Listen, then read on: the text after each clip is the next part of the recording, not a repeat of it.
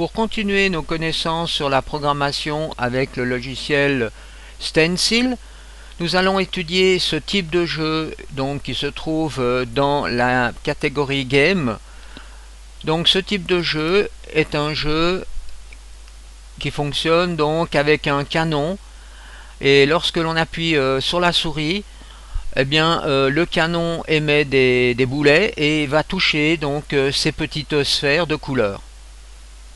Ce type de jeu va nous permettre de connaître d'autres façons de programmer, rien que déjà pour programmer la souris, donc, et ensuite par exemple pour orienter le canon, ensuite la vélocité des boulets qui sortent du canon, et puis des petites informations donc sur l'écran et un reset du jeu pour repartir à zéro.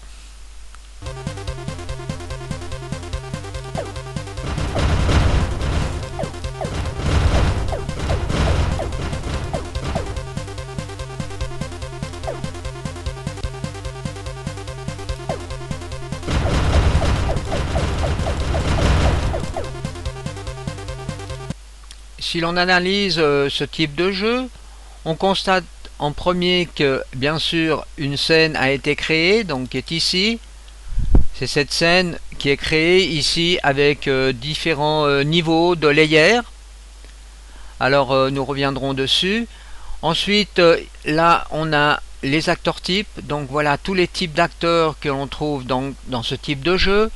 Ici on a les comportements en relation avec le jeu. Alors on peut bien sûr faire une chose qui peut être intéressante par la suite, c'est d'extraire par exemple les comportements en faisant simplement un export. Par exemple je prends ce comportement, je clique avec le bouton droit de la souris et je fais export. Donc j'ai créé sur mon disque dur un répertoire dans Stencil Ressources par exemple, et j'ai appelé ce répertoire ballon. Donc à l'intérieur de ce répertoire, on trouve ici tous les fichiers que je viens d'exporter. Donc pour repartir à zéro avec ce jeu, eh bien j'ai exporté donc tous les acteurs types, j'ai exporté les sons, les comportements sur les acteurs et les comportements sur la scène. Donc on retrouve ici tous les fichiers qui sont nécessaires pour la construction de ce jeu.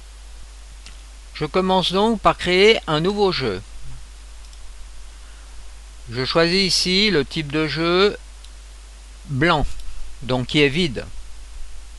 Ensuite je donne un nom, alors je vais appeler ça Cannonball par exemple, et je choisis les grandeurs 640-480.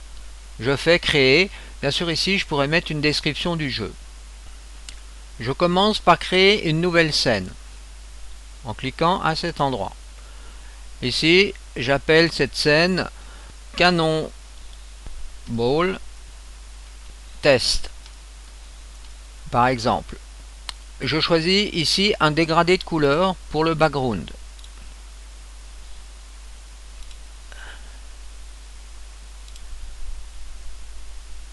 Et je fais créer. Ensuite je réimporte tous les éléments qui vont constituer la scène et qui sont de simples images que l'on retrouve ici dans la catégorie acteurs.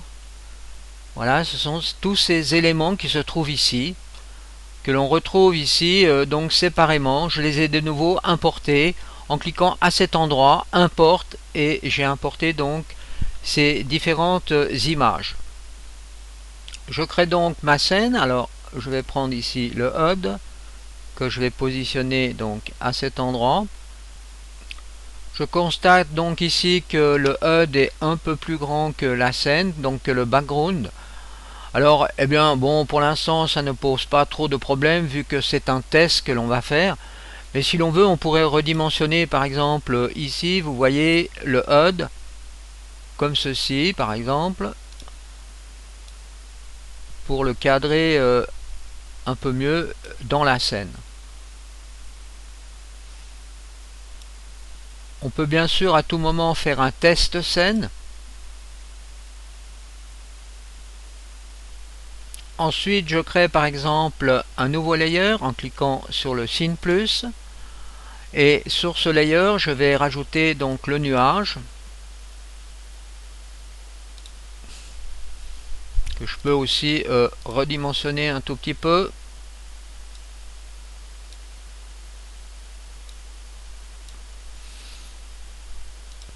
Ensuite, je choisis la base du canon.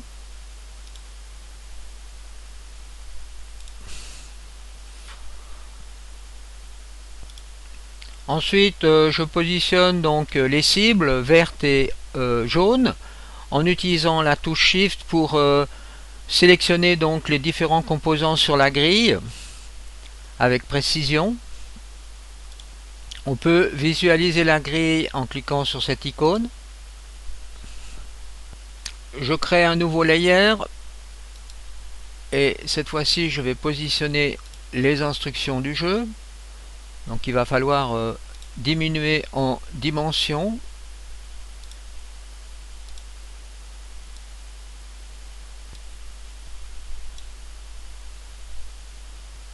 Je positionne le bouton Reset.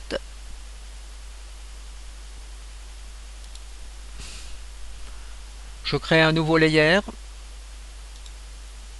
Et sur ce layer, je vais mettre le canon.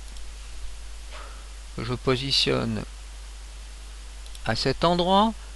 Et le curseur pour la souris. Je peux faire un test scène.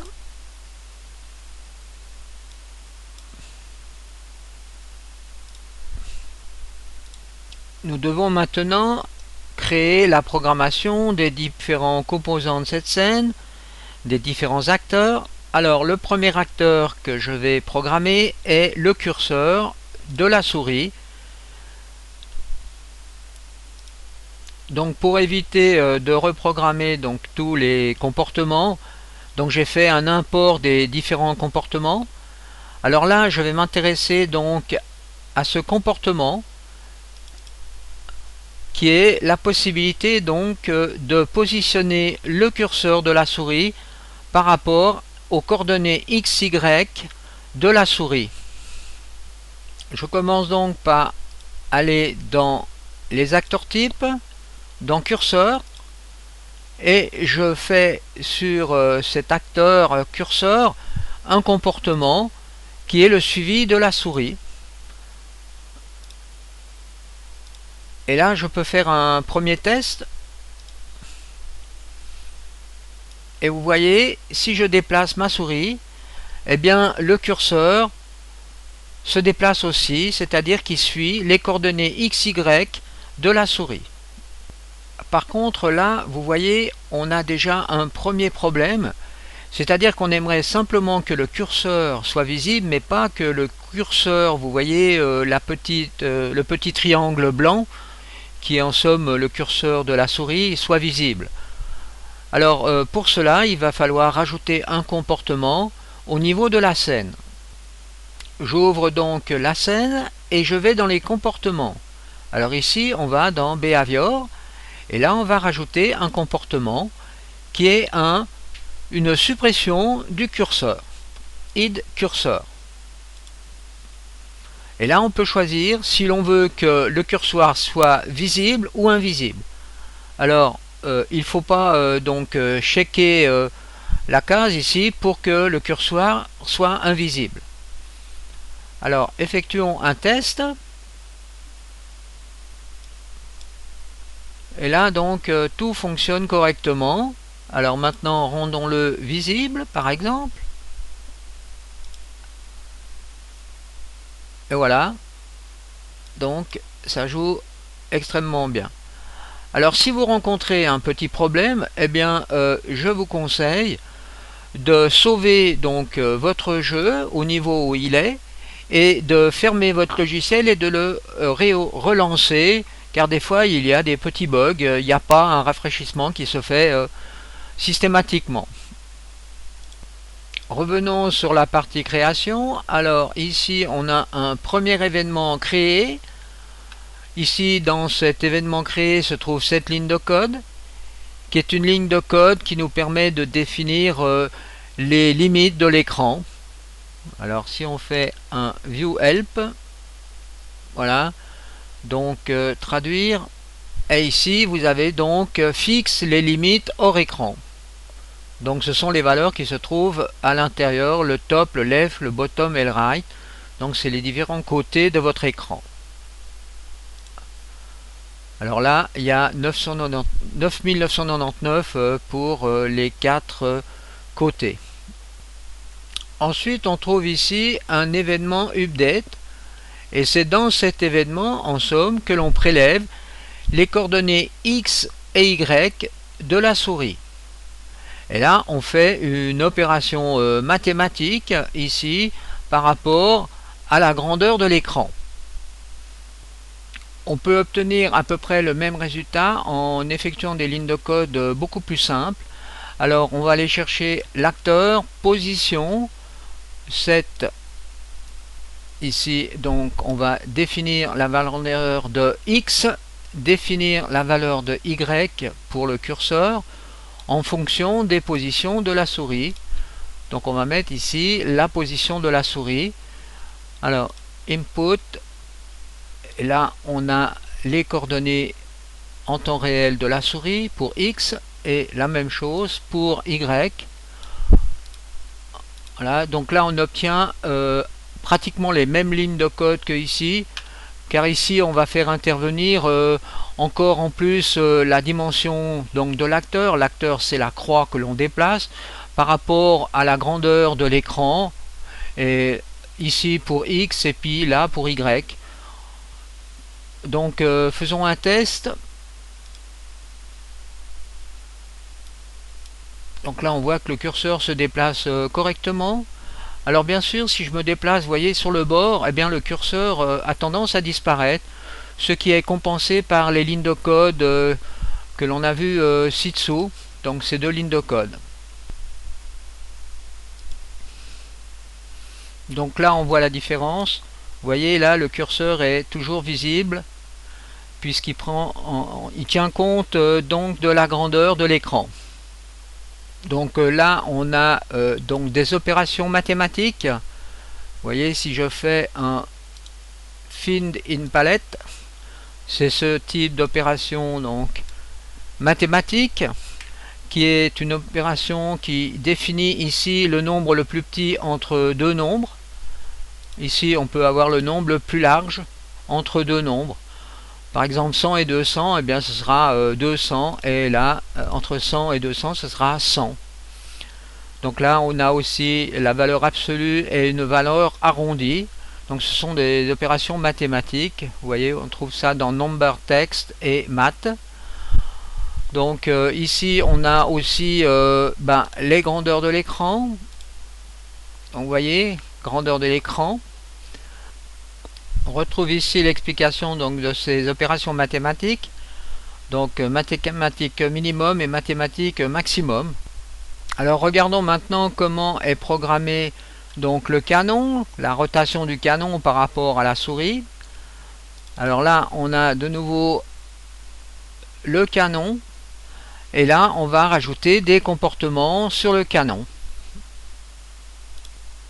On commence par appliquer un premier comportement qui sera un face smooth. On peut regarder directement l'action de ce nouveau comportement. Et là, vous voyez que le canon suit maintenant la position de la souris, enfin du curseur.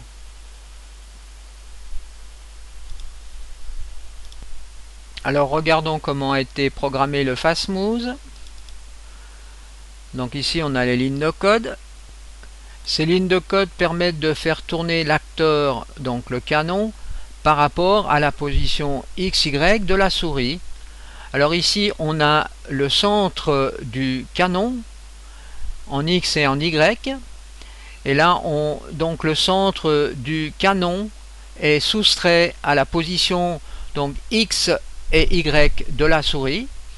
Et ensuite ici, on a une fonction trigonométrique qui nous permet de convertir des coordonnées rectangulaires en des coordonnées polaires pour justement l'utilisation dans les jeux vidéo.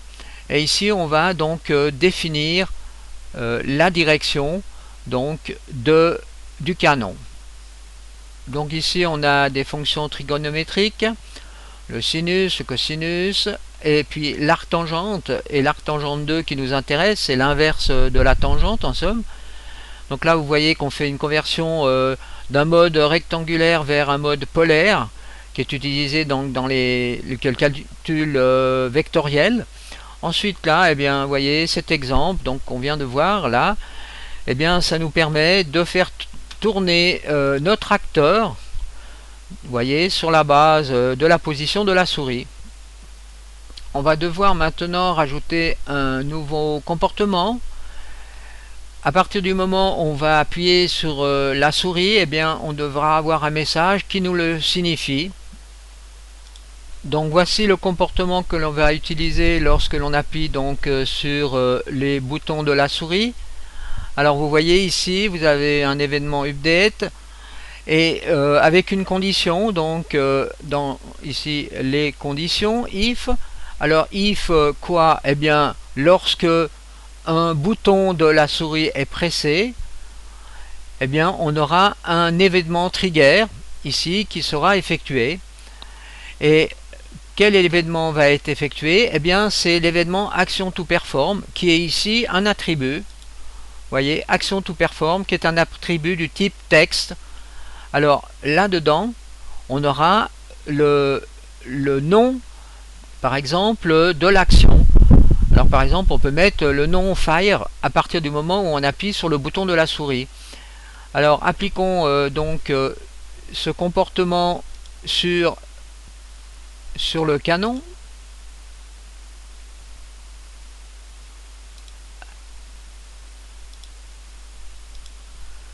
Et là, le nom que l'on va donc donner, ce sera fire.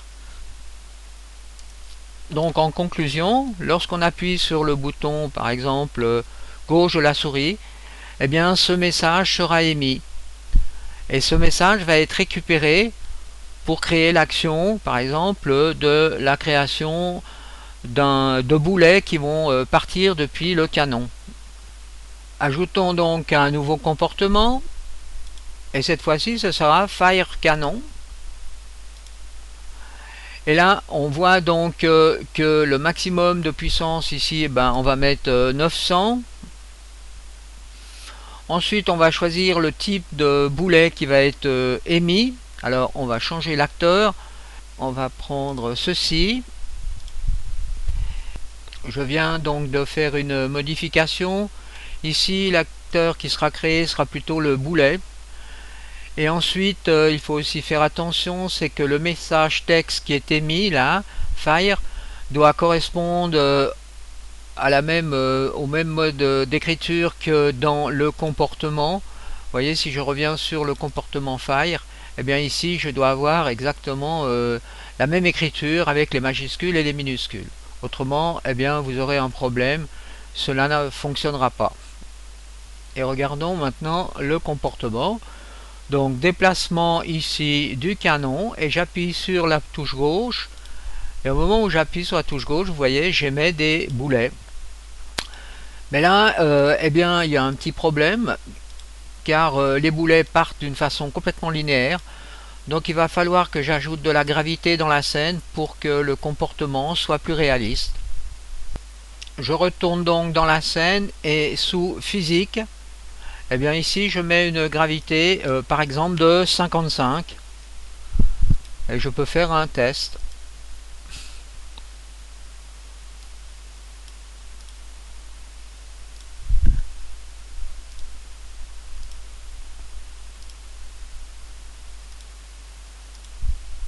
Et là vous constatez que la vélocité change par rapport à la direction donc du curseur. Plus exactement la distance du curseur ici par rapport au centre ici du canon. Plus la distance est grande et plus la vélocité est grande. Là on voit très bien la réaction. Pour mieux comprendre la programmation du Fire Canon, je vais créer un nouvel événement, donc add événement.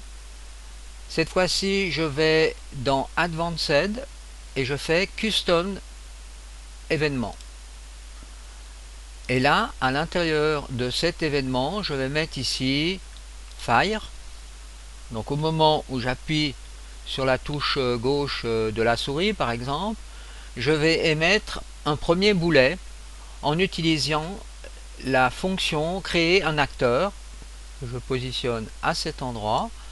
Je donne ici une coordonnée par exemple de 120 par 100 en X, Y. Et je vais choisir ici le type d'acteur que je veux créer en cliquant ici, choisir un acteur. Alors je prends le boulet et je fais OK. Et là je peux faire un premier test. Alors là il y a une erreur qu'il va falloir corriger. Donc l'erreur ici signifie que l'on a fait une duplication du type Fire. Alors bien sûr il va falloir que je change ici, je vais peut-être mettre pour que cela fonctionne Fire 1 et je vais aller changer donc dans l'acteur type donc Touret ici Fire 1. Voilà, normalement j'aurais pu avoir de conflit. Donc là ça fonctionne. Alors au moment où j'appuie sur le bouton de la souris, vous voyez je crée donc un boulet qui est à 120 et à 100 en Y. Et bien sûr comme la gravité est présente, eh bien le boulet tombe.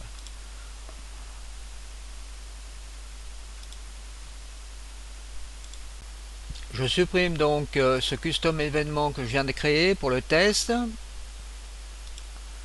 et je m'intéresse à la partie Fire, donc à celui-là. Donc ici j'ai corrigé, donc j'ai remis Fire. Alors refaisons un test. Et là on voit donc que tout fonctionne correctement. Alors nous savons créer un premier boulet. Mais maintenant, comment peut-on faire que ce boulet soit animé? Eh bien tout simplement en donnant ici, vous voyez, un set X speed et un set Y speed. Alors là, on a une fonction mathématique sinus et ici cosinus qu'on multiplie ici par la valeur du power, donc c'est donc la puissance. Dans l'attribut ici, vous voyez, vous avez un power qui est donc la puissance donc de tir qui va définir donc en somme la vélocité. Alors en plus ici on a donc en tout premier donc un son qui est émis. Ensuite on va créer une variable X position, vous voyez, qui se trouve ici et là pour Y position. Donc ces deux valeurs sont définies par la position donc de la souris en Y et en X. Ensuite on calcule l'angle. Alors l'angle, souvenez-vous, c'est de nouveau l'arctangente 2. Donc des deux valeurs Y position et X position. Et là on a le power qui est calculé, qui est donc la valeur minimum, la plus petite valeur entre le maximum power que l'on définit, on a mis sauf erreur 900 pour le maximum power. Et là on fait un calcul donc mathématique qui correspond à la racine carrée de x au carré plus y au carré. Et là on a la ligne de code qui nous permet de créer donc les particules. Si l'on veut mieux comprendre les valeurs donc des différents paramètres, eh bien on peut les afficher à l'écran en créant cette nouvelle ligne de code. Drawin, donc c'est un événement du type basique when drawin. Et là j'ai mis un draw text, c'est-à-dire ceci nous permet d'écrire à l'écran une valeur. Alors ça peut être un texte ou bien des valeurs numériques. Alors ici par exemple j'ai positionné cette valeur en 150-120 et j'ai mis ici l'angle, j'ai fait un arrondi de l'angle.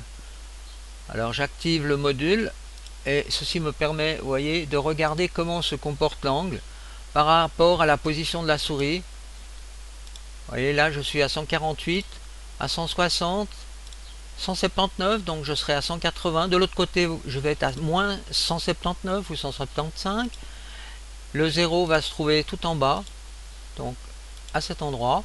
Et là on a des valeurs négatives. Donc toute cette partie c'est négatif et ici c'est positif. Donc on peut s'amuser à regarder donc la valeur des différents paramètres qui se trouvent dans la zone donc attribut. Donc là vous voyez j'ai réinscrit à cet endroit donc la ligne de code qui correspond à cette ligne de code, donc la calcul de la puissance qui va définir en somme indirectement la vélocité, donc à cet endroit, vous voyez, power. Alors eh bien ici donc j'ai mis toute cette ligne de code à cet endroit et je peux donc faire un test.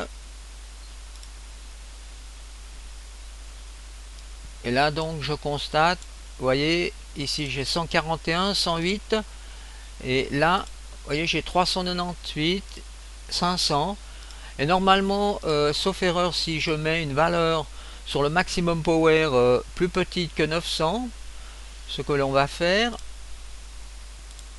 je mets par exemple 500, et bien normalement je ne devrais pas excéder la valeur de 500. 101, 297, 450, 489, 500 et vous voyez même si je vais plus loin j'ai toujours 500. Donc ceci nous permet de faire des petits tests et de mieux comprendre ces lignes de code. Alors n'oubliez pas qu'à tout moment vous pouvez faire un help en ligne en cliquant sur les barres de code et en faisant bouton droit view help. Et là vous avez l'explication donc de créer actor par exemple.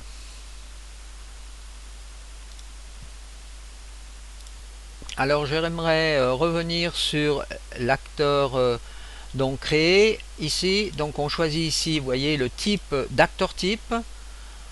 Donc là on choisit directement par exemple le boulet, ou bien alors on peut choisir aussi créer par rapport à un attribut, mais à cette fois-ci il faudra au préalable donc créer ce type d'attribut actor to create qui est du type actor type. Et attention, lorsque l'on crée un actor type, ici il faut bien faire attention de ne pas confondre actor et actor type dans les attributs. Maintenant il y a encore une autre notion que j'ai sûrement pas dû expliquer dans les créations d'un attribut. Ici vous avez la possibilité de cocher cette fonction hidden qui permet donc de voir soit la valeur de l'attribut ou bien de le mettre hors écran. Alors regardez par exemple le fire sound ici, et bien c'est ce que l'on voit donc à cet endroit, le fire sound. Alors si l'on veut par exemple effacer cette ligne pour ne pas par exemple positionner un paramètre à l'intérieur, et bien il suffit de faire hidden à cet endroit. On rend donc ça invisible. Alors je fais un save game et je reviens dans le touret et là je vais devoir réinitialiser. Donc pour ceci il faut remove, je supprime et je réactive le comportement. Alors c'est le fire canon, choisir. Vous voyez la ligne a disparu. Donc il faut donc, vous voyez, réinitialiser à chaque fois, autrement ça se fait pas en temps réel.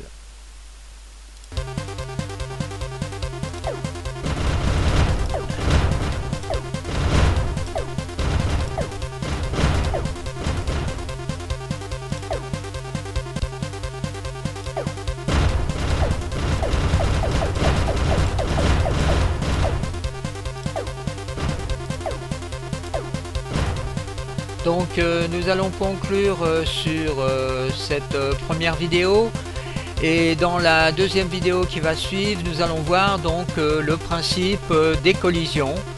Alors jusqu'à maintenant nous avons vu comment on peut créer le canon, comment le canon peut créer des projectiles, et maintenant nous allons voir comment on peut détruire les ennemis qui sont ces petits ballons de couleur verte et couleur orange qui se trouvent au milieu de l'écran, ainsi que le bouton de reset qui nous permet de relancer le jeu et l'affichage aussi des ballons qui ont été touchés.